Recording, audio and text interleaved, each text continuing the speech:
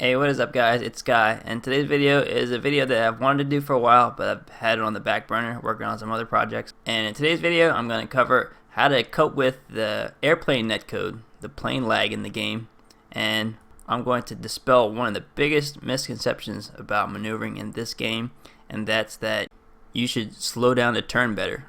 And that's kind of video game logic, but that really makes no sense from a dogfighter or pilot's perspective. Remember that you should think about everything in terms of energy and airspeed. When you slow down a turn, you're actually losing time against a really good dogfighter. So I'm going to show you in this video how to manage that. And I'm going to try to help you understand that to outturn someone, you should actually be jamming the throttle.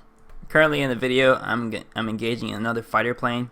Now this is kind of old footage. Like I said, I've been working on this project for a while. These aren't the greatest examples of amazing maneuvering, but still a lot of things to learn from it. So here we go. I'm going to roll the footage back to when we first passed each other, and my first move is slightly in the upward direction to try to gain a slight energy advantage. And from that point on, I'm going to constantly dump energy into a dive and then recycle it and try to find him and get eyes on him. Hopefully at an advantageous angle where I can get on a 6. At this point, I'm not exactly sure where he is, but I use that first person free look and make sure that before I do that, I'm in an advantageous position, basically that I'm at a high elevation, so that if he sees me, I can dump my potential energy right away into a dive to gain airspeed. Here it appears on my air radar, and he's in a terrible position. I can just dump all my energy into a dive and get right on a 6. Now at this point, we're flying into enemy territory, and if one of their AAs is on me, then I have to disengage. But luckily it's actually on my friendly AAs, so I can continue to pursue. Now I'm going to roll this back, and this is one of those situations where the plane lag comes into play. And I know that pretty much every one of you guys out there would probably slam on the brakes here to try to turn, but I'm actually jamming the throttle and pulling up a bit, and then just dumping my energy into a dive. Basically a high yo-yo.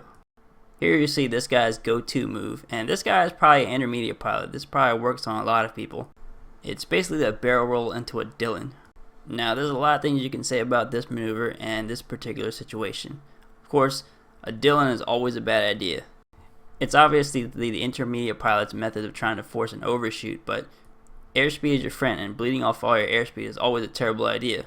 But if you're going to do it at a high elevation so you can quickly regain it. I'll try to make a video later about technically sound ways to force overshoots in a dogfight.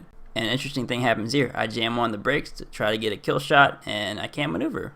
And he actually forces an overshoot by going into a barrel roll. But he makes the mistake of jamming on the brakes. And at that point, he's no better off than I am. Had he kept his airspeed and continued to maneuver in a technically sound way, who knows, this dogfight might have resulted a little differently. At this point, we both break off to repair. But the difference is that I gained altitude during my repair cycle, so I look down and see him yet again in a disadvantageous position. Here I actually managed to turn out of sight, and this is the point where the intermediate pilot may slam on the brakes to try to turn and regain sight of him. But I'm actually going to jam the throttle and pull up, and there he is, and he probably sees me too and knows that he's in a bad situation, so he goes to his go-to move.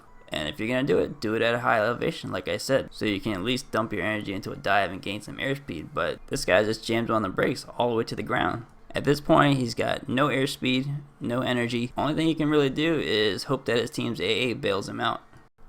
Well, either his team's AA or my really bad aim. He does manage to gain some energy here, some altitude, but he doesn't really know what to do with it.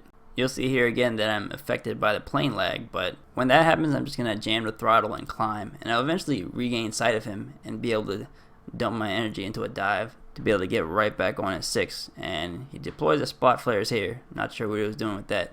And you see here the fact that he has no energy and no airspeed. He can't really maneuver. Well guys, thanks for watching. Hope you learned a lot. If you have any questions, let me know in the comments. This one's one I've been wanting to do for a while, so I'm glad I was finally able to get it out there. Thanks for watching guys, and I'll catch you later.